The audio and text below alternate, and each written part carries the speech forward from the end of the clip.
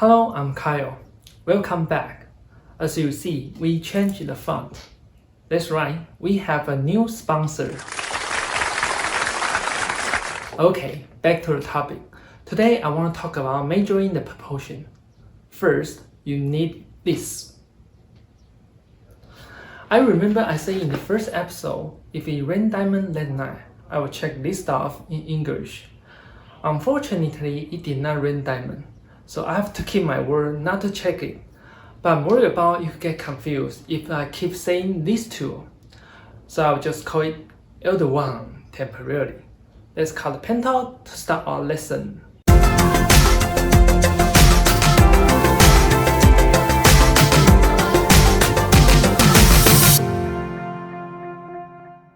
This episode is sponsored by Dad's Eater.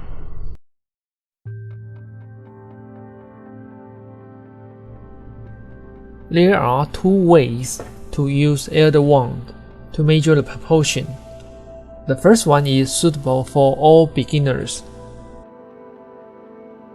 First, after drawing a rough size and position, we will go to the step of measuring the proportion. One thing to keep in mind, you measure the size rely on the rough size you drew in the beginning. Take this plaster statue for example. When I drew a size and position, make sure the space on both sides is similar.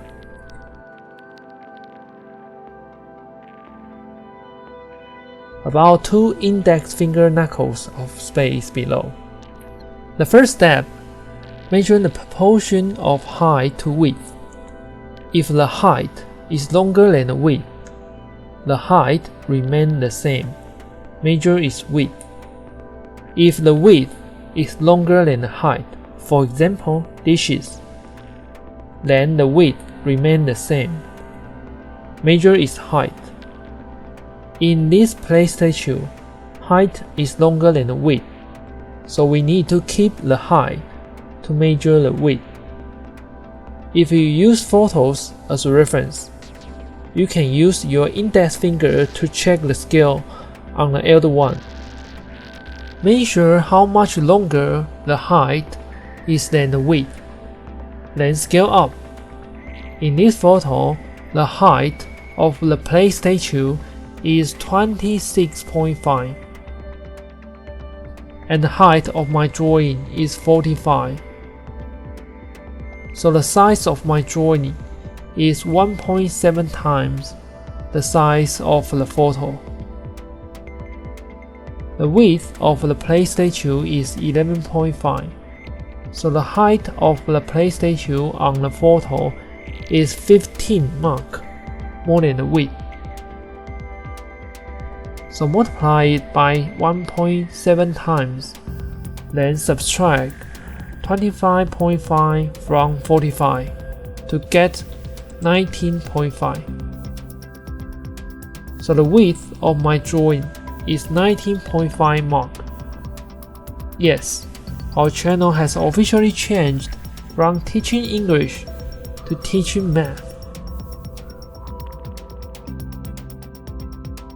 After measure the width of the head, you can use this size to measure the height of chin, because only a little longer, so don't need to calculate, just draw a little more.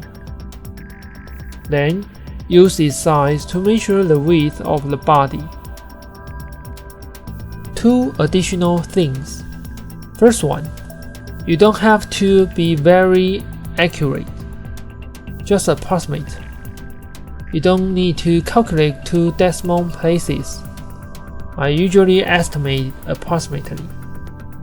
Secondly, this is one of the ways to measure. Some people might wonder why I use such a complicated method. If you already have a good photo, which has a good composition, then you can use other way. For example, you can make a grid in the photos, use tracing paper or use a projector.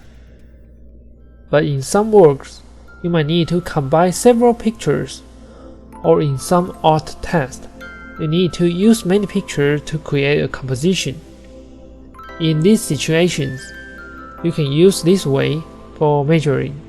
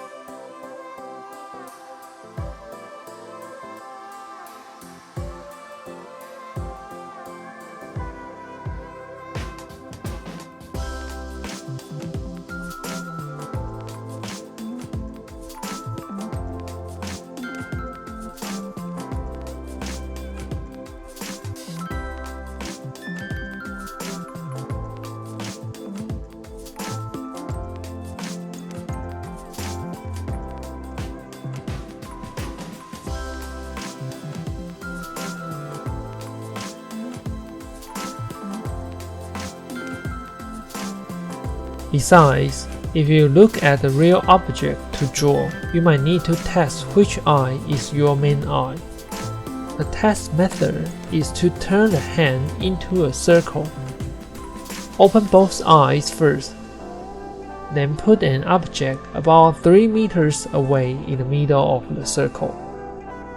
Then close your right eye, look the object is kept inside or not. If not, close your right eye and open your left eye to look it. There should be one of the eyes. The object will remain in the middle while you are watching. This is your main eye. Same as left and right-handed. People are used to use main eye for watching. Try to use main eye when measuring the proportion. Then comes your posture. You need to sit up straight. Place elder one on one of your hands. Straighten your arm. If the arm is not kept straight, the measured distance will always change. The result will be incorrect. After straightening the arm, you can move the shoulder when measuring, or rotate your wrist and move your thumb to measure the proportion. Besides, if you are not familiar with how to measure the proportion, I will recommend you not to hold elder one slanted when you are measuring. The reason is that the angle is easily changed when moving the hand. As I mentioned in the last episode, if you are a beginner, I will recommend you to practice with photo first.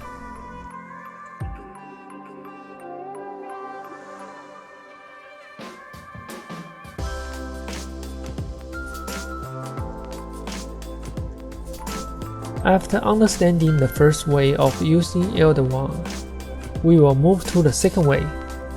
The second way of holding is more suitable for advanced people. You need to put the elder one between index finger and the middle finger. Place about 2/5 of the length in your palm. Then shout, "Avadagada!" Sorry, long spell. It should be ridiculous. This part is more difficult and requires a lot of practice. If you have any question, feel free to send them out to ask. That's the end of today's lesson. We will see you next time. Bye.